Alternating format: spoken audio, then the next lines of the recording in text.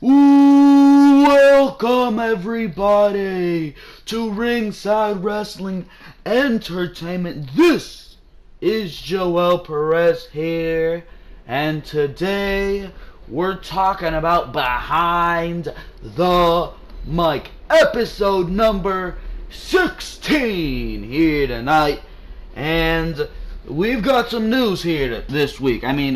We've got so much news this week, I might even think of doing a part 2 to episode number 16 of Behind the Mic. That's how much news we've got here. Some exciting news. We've got 2 pay-per-views coming up in the WWE very soon. You got Payback and you got Backlash, and the news is abuzz about what's going to be going on in the future of the WWE going into these exciting months of April, May, June. We're going on that track to SummerSlam, and there's a lot of news to go with that. So here today, we got a lot of news, but you guys make sure to go check out everything else on the Ringside Wrestling YouTube channel. Of course, make sure to go check out Raw and Smackdown reviews for this past week. Make sure to go check out a SummerSlam, how I would book SummerSlam on both Monday Night Raw and SmackDown for 2017. That was posted last week on the channel. Make sure to go check those videos out. Don't neglect what's going on in those videos. And of course, the news here tonight, because yes, I have news for you, ladies and gentlemen, and I've got a lot of it. Dean Ambrose, got news on Dean Ambrose here. Dean Ambrose is being considered lazy by his peers, and he has some real heat with WWE officials. We've also got news on some potential opponents for Brock Lesnar at WWE Summerslam. Is it going to be Finn Balor, Jeff Hardy, or Seth freaking Rollins? We've got news on that. We've got news on WWE legend. Some more unfortunate news here on WWE legend Vader taking a serious head bump at a recent Japanese house show. He collapsed, and they're questioning here, are his current health issues to blame for this incident? We've also got news on the real reason why Jinder Mahal, steroids Mahal, got picked to be number 1 contender for the WWE Championship at Backlash. And it really is quite simple. We've also got news on an update on Shelton Benjamin's status with the WWE. That's an interesting one. And the final news story, WWE working on a deal with TNA, Impact Wrestling, to get to fucking buy the rights to the broken gimmick. So there you go, ladies and gentlemen. That's the news we're going to be discussing here today on Behind the Mic. So let's make sure to go straight into the news stories. Potential opponents for Brock Lesnar at SummerSlam revealed. Will it be Jeff Hardy, Seth Rollins, or Finn Balor? Here we are, ladies and gentlemen. Brock Lesnar's WWE Universal title reign is expected to last through at least WWE Summerslam. The early word is that the powers that be have already chosen his opponent for the biggest party of the summer. The WWE Universe isn't thrilled about Brock winning the WWE Championship at WrestleMania 33, only to take it with him on hiatus because it robs the rest of Raw's rosters of opportunities while he's away for months at a time. It's been reported that WWE officials have penciled in Brock Lesnar versus Roman Reigns for WrestleMania 34 in New Orleans next week. The expectation is that Lesnar will be holding on to the WWE Universal title until that event. The WWE Universe is likely to get more frustrated with that as more time passes. But the powers that be are planning to give most stars on Raw their chance to take on the Beast incarnate over the year. Brock Lesnar won't be appearing or defending the WWE Universal Championship at WWE Payback in less than 2 weeks. It's still undecided on when he will return to WWE television to meet his first challenger. It appears that Braun Strowman is preparing to be the first opponent for him, which will happen before WWE Summerslam. The reason for that is because WWE is planning another huge opponent for that huge pay-per-view.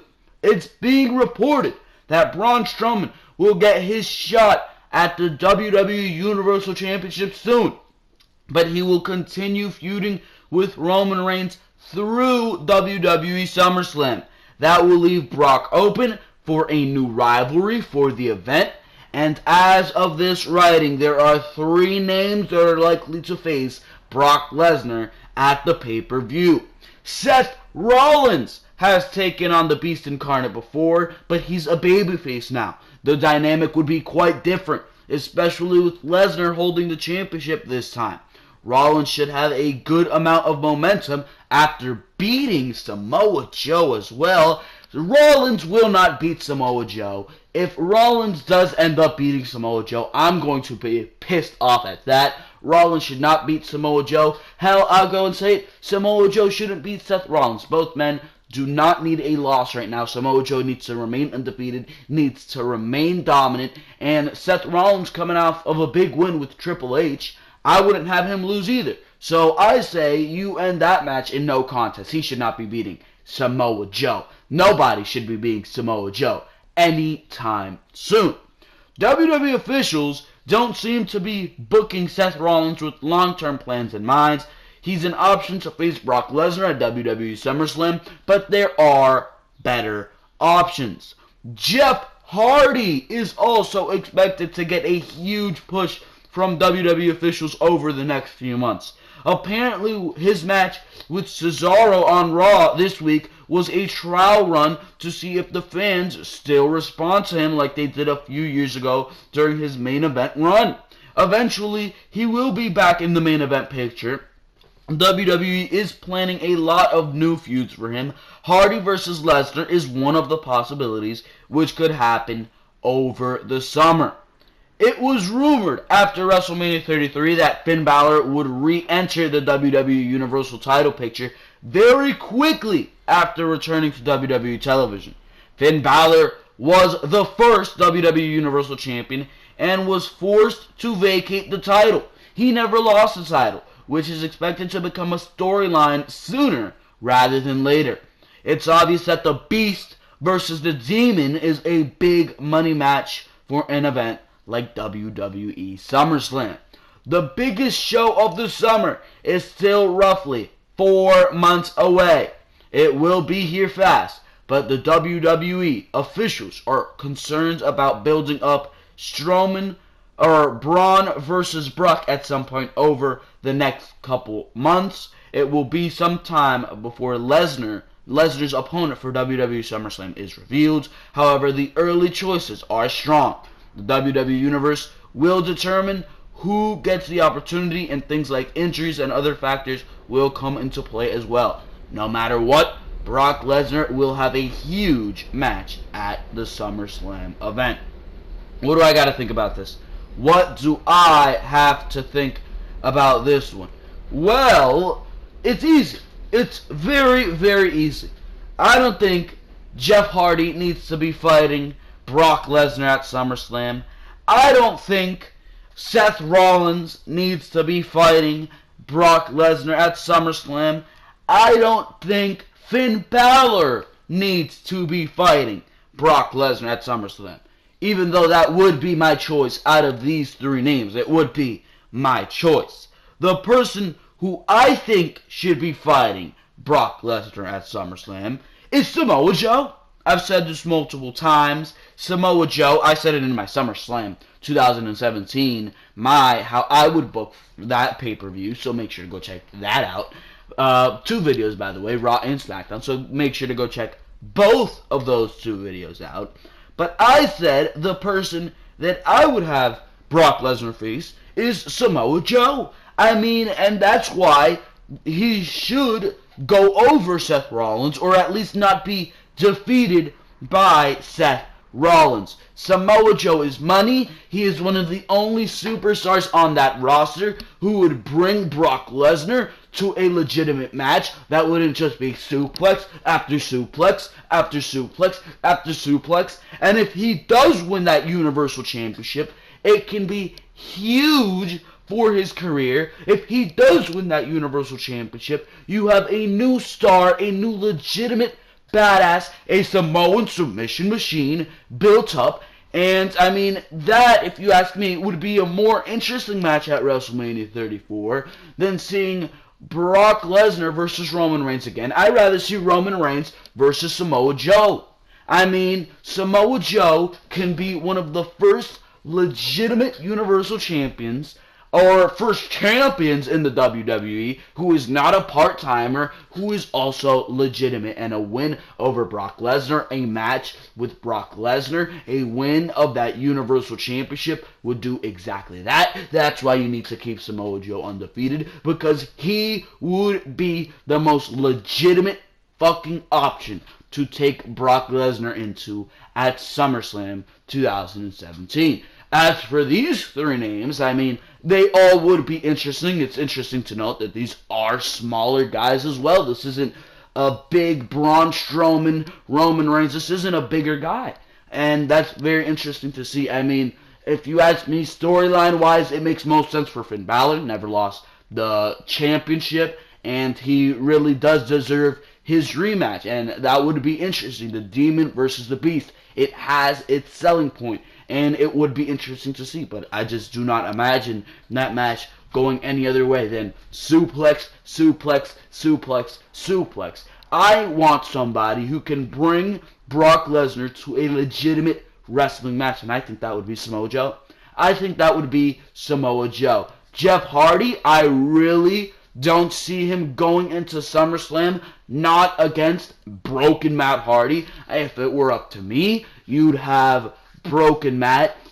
Some shit happened. I said this on my SummerSlam, how I would book SummerSlam as well. I would have this storyline with Jeff and Matt stretch out to WrestleMania, but if you do want to have this storyline going into SummerSlam, turn Matt broken, have Jeff Hardy do some shit that cost them the tag team championships, have Matt turn broken, have him the fucking just despise Jeff Hardy, and have him call Jeff Brother Nero, have the Broken Universe come back. I will discuss later about WWE fucking buying the rights to the Broken gimmick from TNA. So that's what I'd say you do. Jeff and Matt should be linked up together at least until SummerSlam, and Matt Hardy would win that match if you ask me. Seth Rollins, we've seen it already. I'm really not interested in it. Have Seth Rollins stay on the sidelines. I say reform the Shields, Balor Club, Shields, SummerSlam. So that's what I would do with both Finn Balor and Seth Rollins. Put them in that 6-man tag that I would love to see, and put Samoa Joe against Brock Lesnar. So that's what I would do. All 3 of these names, they sound like they would be very, very good matchups. Don't get me wrong. But I would just rather see Samoa Joe, and I feel like it would make more sense to see Samoa Joe. So there you fucking go. That's what I would do going into SummerSlam 2000. Dean Ambrose, considered lazy by his peers, current heat with WWE officials revealed. There have been some reports about Dean Ambrose having some backstage heat with WWE officials, but a new report has finally revealed the reason why he could be having issues with the powers that be behind the scenes. By all appearances, the Lunatic Fringe is one of the best performers in the company, Ambrose is the current Intercontinental Champion. He just moved to Raw last week, and he's still a top babyface for WWE. In his personal life, he's been featured on Total Divas alongside Renee Young during the new season of the show. More recently, Dean and Renee quietly got married in Las Vegas shortly after WrestleMania 33. The Lunatic Fringe seems to be successful and happy by all appearances. However, there are some rumors going around about there being some bigger issues under the surface surrounding Dean Ambrose's WWE career. For instance, Dean Ambrose may have just tied the knot with Renee Young. However, the newlyweds were split up by WWE officials during the Superstar shakeup. Ambrose is now on Raw, and Young is a part of Smackdown Live. That's one of the biggest reasons why the WWE Universe is under the impression that he has some heat on him backstage. Another reason is the way he can sometimes behave on WWE television. It has been rumored that the Lunatic Fringe was punished during WrestleMania weekends for being visibly drunk during the WWE Hall of Fame ceremony. As a result, the belief is Ambrose was punished by WWE officials, and his match with Baron Corbin on the grandest stage of them all was relegated to the kickoff show. That's not confirmed, but there have been rumors about him having backstage heat since that report came to light. I would not say that was a suffice reason. That is a shitty reason to put the Intercontinental Championship on the pre-show on WrestleMania. That is a shitty fucking reason. I don't care if Dean Ambrose was fucking almost dead in that fucking ring. There's no excuse to put the Intercontinental Championship, to sideline that championship, most importantly to sideline Baron Corbin to the fucking pre-show. No reason. Because of Dean Ambrose being visibly drunk at the Hall of Fame ceremony. Were there even that many cameras on Dean Ambrose? No, the focus was not on Dean Ambrose that night, and that is a very minor issue to put one of your major championships and one of your major upcoming stars on the fucking pre-show. No reason for that. No reason for that. Let's continue this report here. On Raw this week, The Miz made some comments during his segment with Ambrose about Dean becoming complacent about his position in WWE. He brought up that at this time last year, Ambrose was red hot, but his momentum has already burned out because he's way too lazy. Apparently there is some truth to that behind the scenes, because WWE officials may feel the same way about Ambrose's performance over recent months. There is a new report claiming that when WWE officials get that specific on WWE television, it's because the powers that be actually feel that way and are trying to make a point. Many people have noted that Ambrose hasn't been showing the same enthusiasm during his segments or matches over the past few months. In all honesty, this has been a rumor since Dean did Stone Cold's podcast last summer as a WWE champion, and that was a very uncomfortable podcast to watch, because you felt that Dean Ambrose was holding something in, and you know how Stone Cold is straight up direct. When he asks you a question, he wants it answered, and Dean Ambrose was really skipping around the questions. Go watch that podcast. It's very interesting and very uncomfortable, almost cringeworthy to fucking watch, the way Dean Ambrose and Stone Cold just ribbing at Ambrose, trying to get an answer out of him, and Ambrose, no matter what, is just going around it. And that's not the way Stone Cold does business. So it's a very interesting watch right there.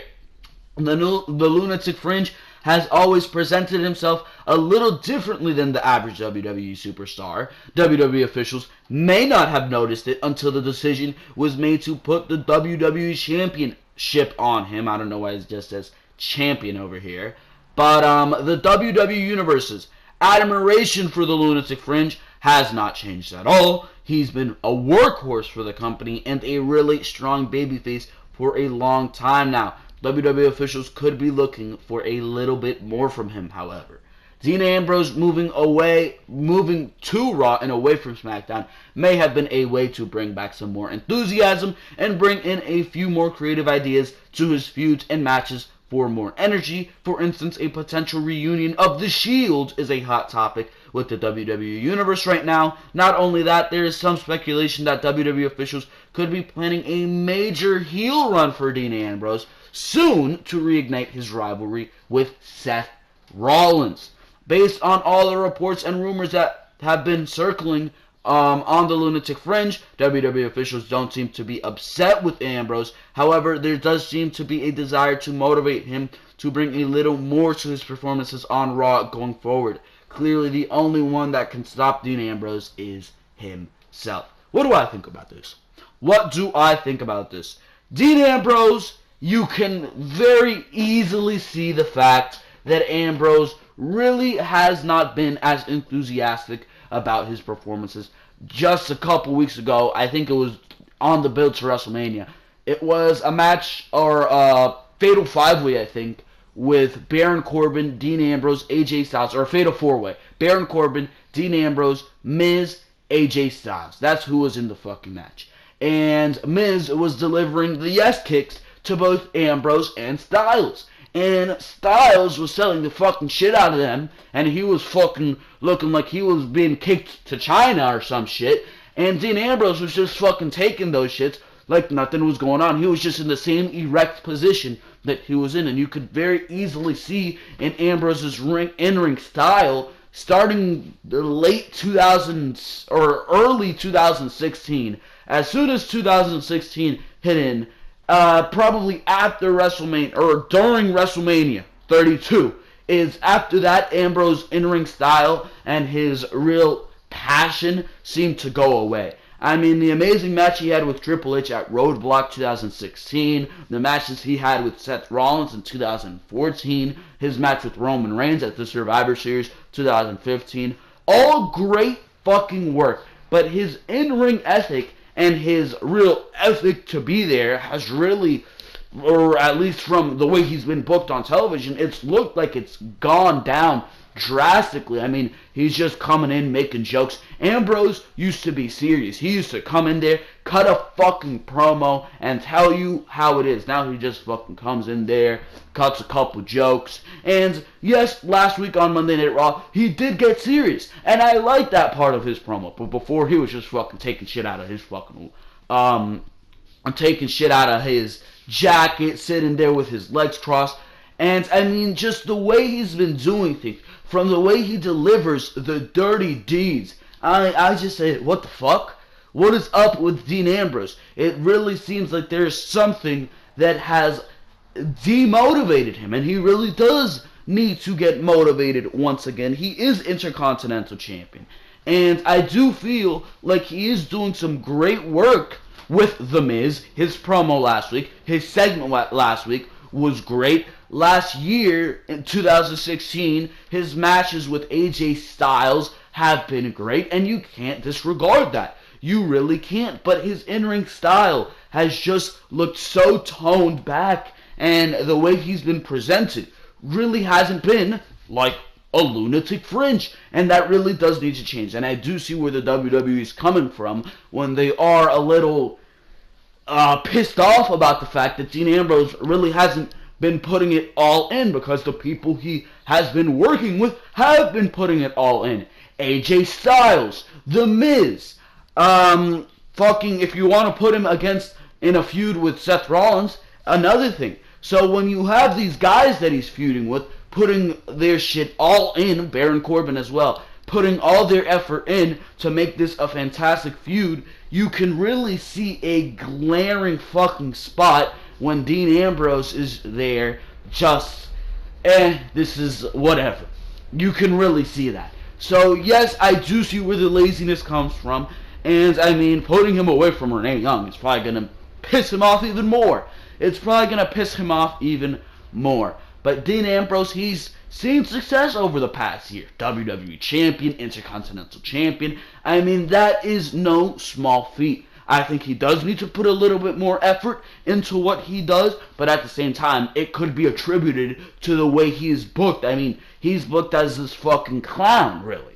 He is a fucking clown, and that really needs to stop. A heel turn would really benefit him if that is going to be the case. A heel turn would really benefit him. A change of pace. Maybe he's just tired of being this fucking character who's just whatever. I mean, he's not really a fucking lunatic. Maybe a heel turn can really make him a lunatic. So maybe if a heel turn is the way you want to go. But what I say you do, reassemble the Shield, assemble the Balor Club, and make that a feud.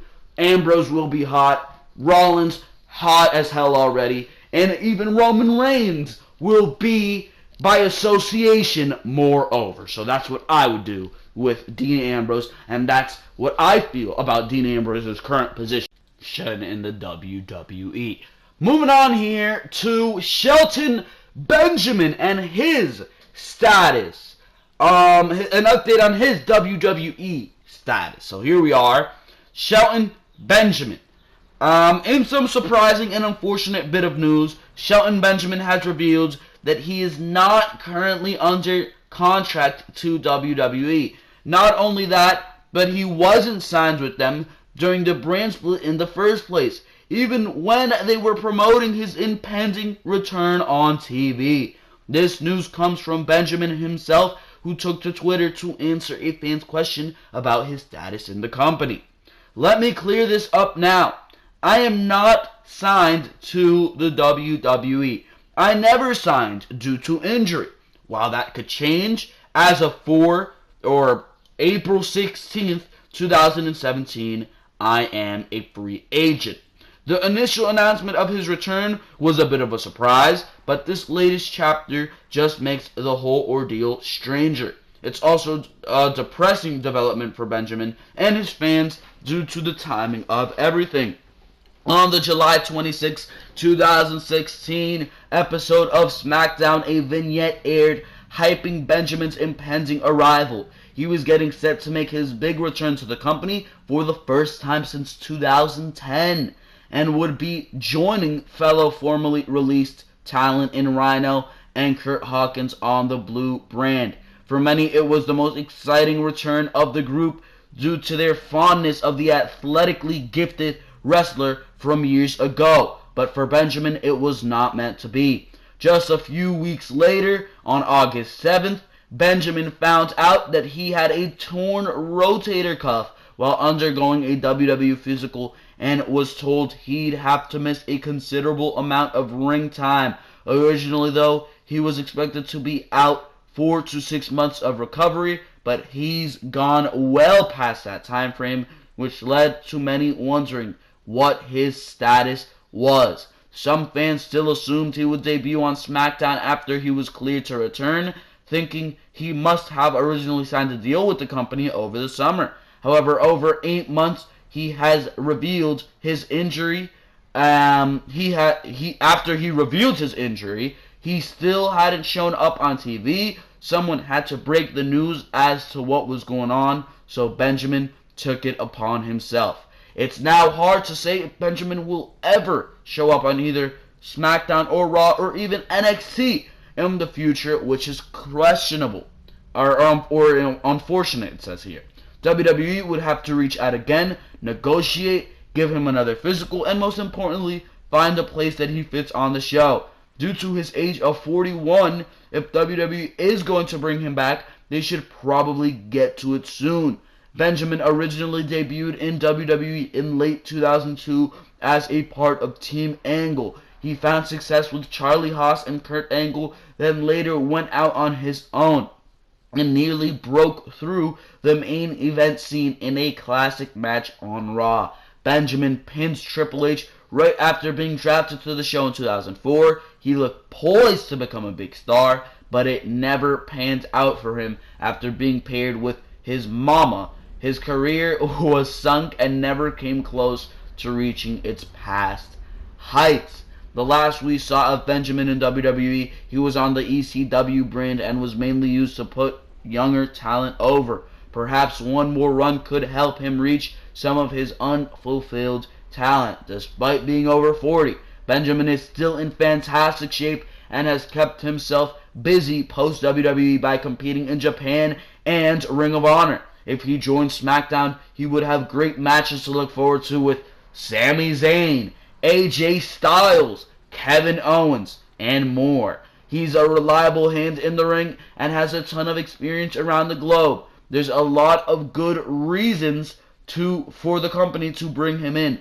but it's no longer a sure thing that is going to happen. The entire situation is a shame, as SmackDown was so close to having a feel-good story in the return of Benjamin.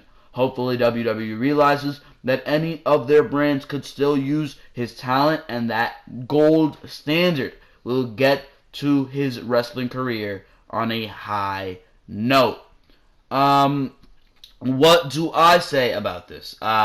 Shelton Benjamin, he can certainly fucking help any roster he goes to. I mean, he can go to SmackDown and be an instant fucking star. I say he could be a WWE champion on fucking SmackDown if you book him appropriately. I mean, the matches he can fucking have. Baron Corbin, Shinsuke Nakamura, Sami Zayn, AJ Styles, Kevin Owens. Those 5 names alone. Man. Shelton Benjamin has a fucking place on SmackDown. Look at what he can do on Monday Night Raw. Roman Reigns. That would be a fucking interesting matchup. Braun Strowman, Dean Ambrose, Finn Balor, Seth Rollins. Again, an interesting fucking list of names you can have for Shelton Benjamin.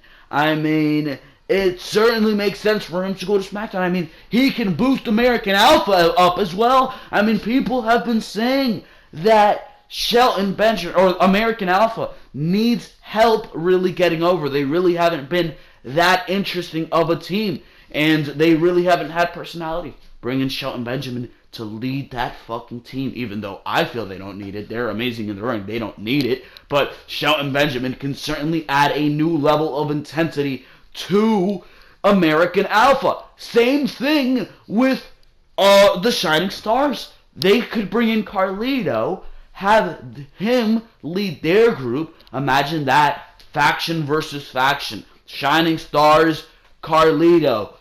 American Alpha, Shelton Benjamin. That would be gold. The match we can have, Carlito versus Shelton Benjamin. American Alpha versus the Shining Stars. The 6-man tag we can have between those two teams. That would be absolutely fantastic. There is a place for Shelton Benjamin even down in NXT, which the article actually made me think of. He can really put some guys over down in NXT, make some fantastic matches, make and build the NXT roster, which is, I'm sure, something he wants to do. Wherever the fuck he goes, Shelton Benjamin, there is a place for him. This article is really spelling doom and gloom on Shelton Benjamin not returning to the WWE. And I think there's still plans to bring him in. I mean, he said he would be a free agent as of April 16th, 2017. I mean, SmackDown was on 2 days later, on the 18th. They could very easily be medical testing him and doing all their procedures to bring him in next week. On Tuesday, SmackDown, he will be there. That can very easily be something that they're doing, and if it is, that'd be a big new name for SmackDown. That would make SmackDown an even better show. Shelton Benjamin would make that show even better than it already is. We know they had a shit week last week. Shelton Benjamin could really make and excite things up, turn those tides around from the shitty show we had last week on SmackDown Live. I forgot he can also be facing Randy Orton, Dolph Ziggler. Those are other names Shelton Benjamin could face. There's just a fucking array of talent for Shelton Benjamin to face. He hasn't been in the WWE in a long time, and it's going to be exciting to see his comeback. I'm still having high hopes that he is coming back. So there you fucking go. And it's going to be to SmackDown, because that's where they originally aired the vignette. Even though it would make sense for him to go to Raw. I mean, Kurt Angle is on Raw. His former faction with Kurt Angle, I forgot what it was called, but his former faction with Kurt Angle, maybe Kurt Angle wants to swoop in Shelton Benjamin. I don't know. I don't know. It's going to be very interesting. But for now, ladies and gentlemen, that is the latest on Shelton Benjamin. Let's move on. WWE working on a deal with TNA Impact Wrestling to allow Matt Hardy to use his broken gimmick. One of the true WrestleMania moments at this year's big event was the return of the Hardy Boys and watching them win the Raw Tag Team Championships, but something was still missing. While Matt Hardy showed a couple of signs and mannerisms of the broken gimmick he used in TNA Impact Wrestling, he couldn't do it in full force. Well, rumor has it that WWE is actually working with TNA to figure out a deal that will allow the broken Hardys to exist once more. When an agreement could not be worked out between the Hardy Boys and TNA, the brothers decided to leave and do their own thing. A month later, they showed up at WrestleMania 33 in a triumphant return to WWE. But things are a little bit different. For the month leading up to their WWE return, the Hardys had been in a brutal legal battle with Impact Wrestling over the rights to their broken gimmick. Matt said he was the rightful owner of it, while TNA insisted that it belonged to them and that the Hardys would have to pay them if they used it anywhere else. From that point, Jeff has reverted back to his old Team Extreme clothing and gimmick. Matt Hardy, on the other hand, has flip-flopped between Team Extreme Mattitude version 1 and a few slight nods to his broken persona without ever going full out broken. Well, that may be all about to change. Dave Meltzer of the Wrestling Observer Radio, by his way of Wrestling Inc., is reporting that WWE is definitely planning on allowing Matt Hardy to do his broken gimmick. As a matter of fact, the company is in negotiations with Impact Wrestling regarding an agreement that will free it up. The plan is to do the broken character, and they're doing this right now. The delay is that they've got to work out the deal, and the deal is not yet worked out.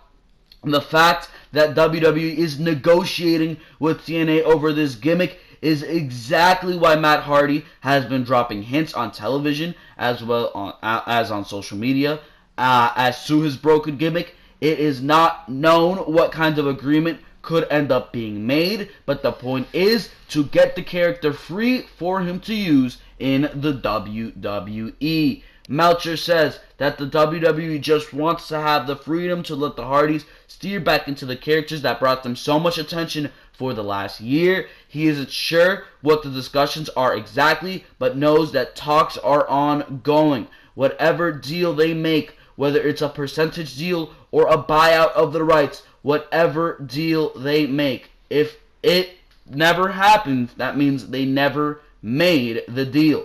Fans want this to happen. The Hardys want this to happen. There has not been a single appearance by the Hardy Boys since their return to WWE that the fans have not chanted delete over and over again in hopes of having it become a reality. Chances are that Matt's simple mannerisms, random quotes, and hand motions have not been enough for TNA and Anthem Entertainment to demand payment for copyright infringement. Still, he's keeping the character alive and wants to use it, and now it seems as if WWE wants the same. The fans loved seeing the return of the Hardy Boys to WWE, but a lot of people have said that some of the excitement has worn off since WrestleMania 33. One of the biggest problems is that Matt and Jeff are not performing in their broken gimmick, and TNA's stranglehold on it has really halted their momentum. If WWE can strike a deal with Impact Wrestling to free the gimmick, look for the brothers to become exquisite. I love it. I love it. WWE, they will reach a deal with Anthem Sports. There's no way they will not. I mean, the broken gimmick is just way too important. Everybody fucking wants it. I want it. You watching this video want it. If you don't know what it is, you probably still fucking want it, because it is just an absolutely delightful gimmick. It really is. It really fucking is. The broken Hardys I mean, actually, let's start with this. The Hardy Boys are a gimmick of the past. They are a nostalgia act. Just like the Dudleys. They are a nostalgia act. The Broken Hardys, Broken Matt Hardy, is a gimmick that is new, that is fresh, that is exciting, that can stand on its own 2 feet. We do not want to see Matt Hardy go against a Roman Reigns. We do not want to see Matt Hardy want to go against a Jeff Hardy or a this guy or that guy. We want to see broken Matt Hardy. We want to see Brother Nero go against a Roman Reigns, a Seth Rollins, a Dean Ambrose, a Finn Balor. That's what we want to see, because the gimmick, the words, the verbiage that Matt Hardy uses, his mannerisms, everything about it is just great. It's a great fucking gimmick, and that's why it got so over. That's why it was probably the best gimmick, better than anything in WWE. And it was in TNA. That's why the total non-stop deletion and the final deletion, or whatever the fuck the episodes were called, that's why they got such high ratings for TNA. That's why. Because this gimmick is one of the biggest money-making scenarios WWE, any wrestling company, has ever had in their hands. And WWE knows that. TNA dropped the ball. WWE will not do the same, because when Vince McMahon sees money, that he has money in his hands, he is very, very unlikely to drop that money. Well, he did it with CM Punk, he did it with Daniel Bryan, but this Vince McMahon, I'm sure, is not going to fucking drop. Because if the broken Matt Hardy gimmick can revive a fucking company like TNA, at least for a year or so, I'm sure that Vince McMahon knows that that would be ratings and that would be money for the WWE. I mean, everybody chants delete every time Matt Hardy comes out. If that is not enough sign for you to know that this gimmick is over, then I don't know what the fuck it's going to take. I really do not. I really do not. This is money. WWE knows it. I really didn't think they would fucking pay $1 to Anthem Sports, TNA, Impact Wrestling, whatever the fuck you want to call it. I really did not think they would pay $1, but this just goes to show you how much this means. They see the value in it. And I mean, if you have fucking people chanting delete, delete, delete every time this guy fucking comes out, that's enough of a sign for me. That should be enough of a sign for the WWE. So pursue it and fucking take advantage of this gimmick, because all it is money. And sooner rather than later, I can guarantee you, you will see Matt Hardy deleting everybody in the WWE. The reason why Jinder Mahal, Jinder Steroids Mahal, is receiving this mega fucking push towards the WWE Championship picture. Last night on Smackdown Live, everyone was shocked as Jinder Mahal came out of nowhere to become the #1 contender for Randy Orton's WWE Championship. Fans were so surprised to see him go over guys such as Dolph Ziggler, Sami Zayn, and Luke Harper, but he did. Now rumors are swirling as to why Mahal has been pushed into the spotlight all of a sudden, as it appears as if WWE has a very good reason. No one saw it coming when SmackDown Live started last night, at the Six-Pack Challenge included a number of superstars who were main event worthy. Once again, though, it didn't seem as if it would be Jinder Mahal. A week ago, wrestling fans thought he was in trouble for nailing Finn Balor during a match on Monday Night Raw, which left the former WWE Universal Champion with a concussion. Last week, Mahal made his debut on SmackDown Live and easily lost to Mojo Rawley. Now he's going to face Randy Orton for the WWE Championship at Backlash next month, and there appears to be a good reason for this move. According to IW Nerd, WWE is really looking at expanding their product and name into India, and that is the reason for Mahal's sudden mega push. Some may point out that Mahal was born in Canada, but he is of Punjabi Sikh descent and plays a character that with that background on WWE television. Exchange for Media recently reported that, I'm not even gonna fucking try it, Shitesh,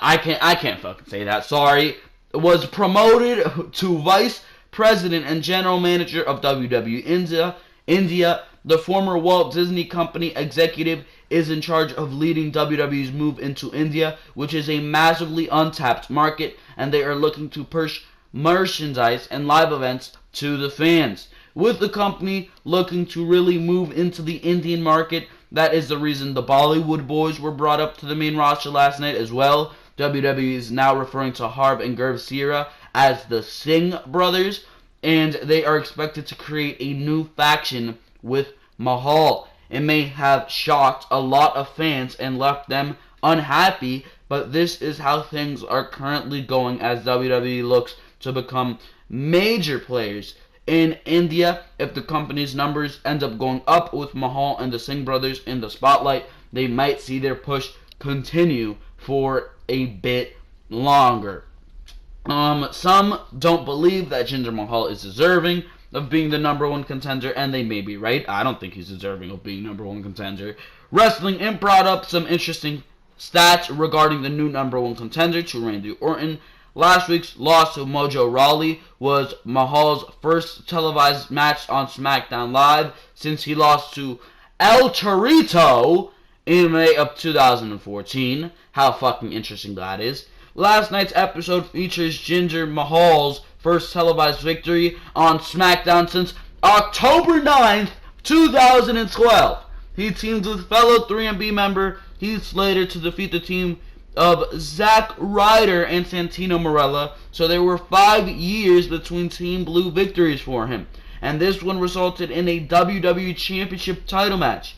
India is a huge country, and it is a gigantic market for wrestling fans, which means that Vince McMahon is simply looking at the business decision here. While many fans might hate the decision to push Mahal, it will likely work in the long run. When the six-pack challenge was made for SmackDown Live, a few names involved seemed like the obvious choices to win the number one contender spot. None of those included Jinder Mahal, but he outlasted all of them to become the next challenger for Randy Orton's WWE Championship. The company is rumored to be building up their following in India to see how much they can expand into that market, which means Mahal and the Singh brothers are now in the spotlight. What do I think about this? I really don't understand it still, because, I mean, isn't Jinder Mahal a fucking heel? How the fuck is a heel going to convince the Indian fans, because, like it or not, most Indian fans are casuals. They love Roman Reigns. How is Jinder Mahal, a heel, going to convince Indian fans to fucking watch the WWE? If anything, why isn't Jinder Mahal a face? Why don't you find a face that is Indian, and why don't you push that face? I mean, Jinder Mahal, I don't think would come off good as a face. He could have great promo on SmackDown, I'll give him that, but his in-ring ability really isn't there. And is anybody fucking concerned? Is nobody concerned in the WWE about the fact that this guy is clearly on fucking steroids? I mean, is that not clear? Does this guy need to be drug tested or some shit? What the fuck?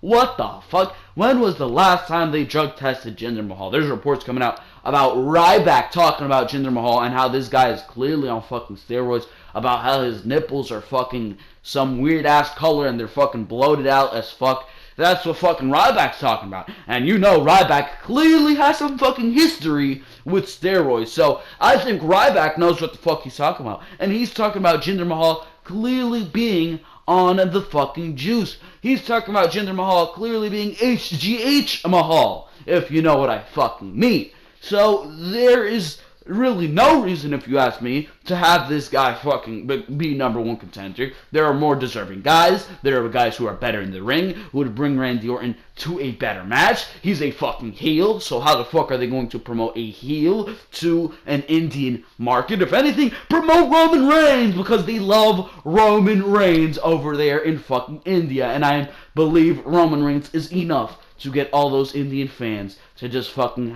be drooling over the fucking WWE product. So, I mean, there, if you ask me, is really no reason to have Jinder Mahal.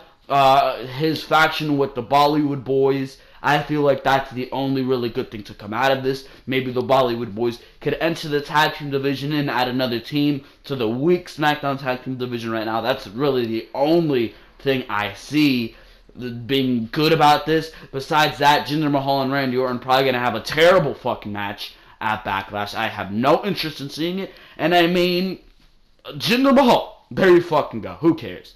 But that is the latest on Jinder Mahal, and that is the real reason why Jinder Mahal has been chosen to make money in India. It probably will work. It probably will fucking work. But I mean, who cares? Who fucking cares? That doesn't mean it's gonna contribute to good television. I don't believe so, at least. I don't believe it will contribute to good television, and for that reason, I don't care, and you can wake me up from these WWE Championship segments on SmackDown for the next couple weeks after fucking Backlash. So there you fucking go. On to the final news story of the week here, ladies and gentlemen. Vader. It's Vader time. I don't even know. It's Vader time. I don't even fucking know what I'm saying. But WWE legend Vader collapses at a Japanese show. Are current health issues to blame? Leon White, aka Big Van Vader in WCW and Vader in the WWE, has been very public in recent months about some serious health issues, which are very, very sad if you ask me. Sadly, fans were reminded of this once again on Thursday night as the pro wrestling legends collapsed at a show commemorating the 45th anniversary of Japanese icon Tatsumi Fujinami's in-ring debut. Shit, 45 fucking years. Damn, Tatsumi Fujinami, I fucking tip my cap to you, sir. A major star as an offensive lineman for the University of Colorado, Leon White was a third-round pick of the Los Angeles Rams in the 1978 NFL Draft. While he spent almost all of his 2 year pro career, if I can fucking get past this article here, 2-year pro career on the injured reserve, he did see action in Super Bowl. It's some fucking Roman numeral, I can't even fucking tell you. But he did see action in Super Bowl, whatever, XIV, I don't know if you could fucking decipher that, I can't, I'm dumb. But, where the Rams had lost to the Terry Bradshaw-led Pittsburgh Steelers, 31-19. Several years after retiring from pro football, he entered the world of professional wrestling, now weighing at least 150 pounds heavier than he did in the NFL and using the ring name Big Van Vader. Aside from his WWE and WCW runs, Vader had also made a big impact in New Japan Pro Wrestling, where he stood out as one of the top non-Japanese wrestlers in the company before returning home to the US and signing a full-time deal with WCW in 1992. Vader's WWE run lasted from 1996 to 1998, but was widely considered a disappointment, as he failed to win any championship belts with WCW. He was a 3-time world champion and 1-time United States champion. He was also a 3-time IWGP heavyweight champion during his time with NJPW, New Japan Pro Wrestling. In recent months, 61-year-old Vader opens up about his health problems, but has nonetheless continued to wrestle on occasion, which I tip my cap to that as well, including a match against Japanese legend Riki Koshu on Thursday night at the Tatsumi Fujinami 45th anniversary show in Tokyo, Japan. Unfortunately, It was also a match where he collapsed but didn't lose consciousness afterwards, according to the first-hand account of a Reddit user with the name Kamataki. Muto and Akira were giving him water and trying to keep him cool. He eventually rolled out and walked to the back with minimal help, but he did somewhat stumble there too. Once in the match, after he and Riki were exchanging blows, he very much legit fell to one knee. The Reddit user also explained that Vader, despite his health problems, was quite active and willing to perform basic yet intense spots, much to his potential retirement. Vader reportedly has another 2 matches remaining in his ongoing Japanese tour. He was surprisingly active during the match, said the Reddit user, and even did a turnbuckle spot, but he's in terrible shape and wasn't looking too comfortable in the ring. Vader's WWE, WCW, and New Japan Pro Wrestling runs are all fondly remembered by wrestling fans in one way or another, but as he himself has said in November 2016, it may have been his wrestling and football careers that had contributed to his diagnosis with congestive heart disease. 1 month later, he spoke to Hannibal TV and explained his earlier tweet and how much his quoted 2 years to live prognosis had actually come from his doctor. Quote, they said, "We've been looking at your heart," and I said, "Who are you?" I didn't recognize the guy. He said, "You have 2 years to live. We've been looking at your heart, and that's the deal." Despite the warnings from doctors, Vader asserted that he's still taking bookings and working out in preparation for them. He also said that he was going to get help from recently inducted WWE Hall of Famer Diamond Dallas Page and planning to go on Page's DDP Yoga program in an effort to lose weight. But the Inquisitor wrote in February that Vader had again sent out a dire tweet suggesting that he's about to enter his final days, which is very, very saddening.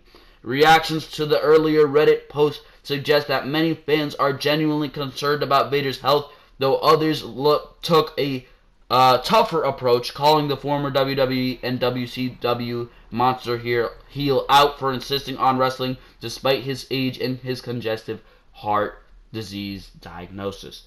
It is very unfortunate for fucking Vader, and you can't fucking trash the guy. You really can't trash the guy for wanting to do the thing he loves in his final years. I mean, it's very unfortunate that Vader, he has 2 years to live. Very, very unfortunate situation. Very, very sad thing to fucking talk about. He is just an absolutely great fucking... He's just a part of the wrestling industry. He has declared himself a legend in the WWE. He really deserves to fucking go to the Hall of Fame. Not even in the WWE, but in WCW, New Japan Pro Wrestling. But this guy really deserves to go into the Hall of Fame. And 2018, he really needs to go into the Hall of Fame. The fact that he wasn't inducted this year was a fucking damn shame. Because we don't know if he's still going to be here by 2018. We really don't. And you may have dropped the fucking ball with inducting Vader while he was still alive. You really may have, WWE, and that is a very unfortunate series of events. The fact that this guy has 2 years to live, he's still pouring his heart out in that ring. The fact that he is still taking bumps like he did. The fucking Reddit user saying that he's taking bumps like this. Very unfortunate, man. Very unfortunate that Vader still trying to do the thing he loves. 2 years to live, just being told that he's not gonna fucking make it. He's not gonna fucking make it. And yeah, he's trying his fucking best, but in the end, we might actually lose him. We might actually lose him. And the fact that he's not in the Hall of Fame yet, the fact that he's still doing this, and he's still pouring his heart and soul into this industry, I mean, that deserves a Hall of Fame induction in and of itself. The fact that he's not in there, very unfortunate. And the fact that he's still taking bumps like this, I mean, I don't know, man.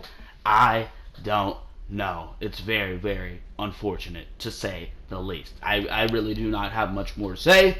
So, I mean, that was the final news story, and this will be Behind the Mic, episode number 16.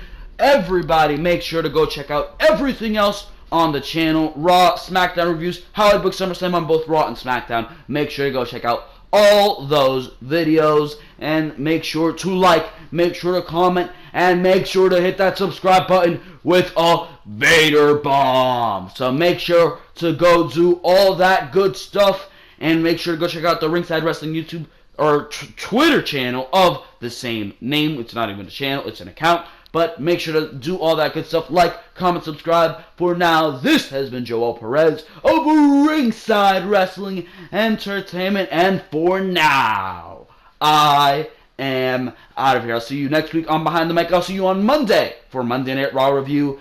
And thank you very, very much for watching this video.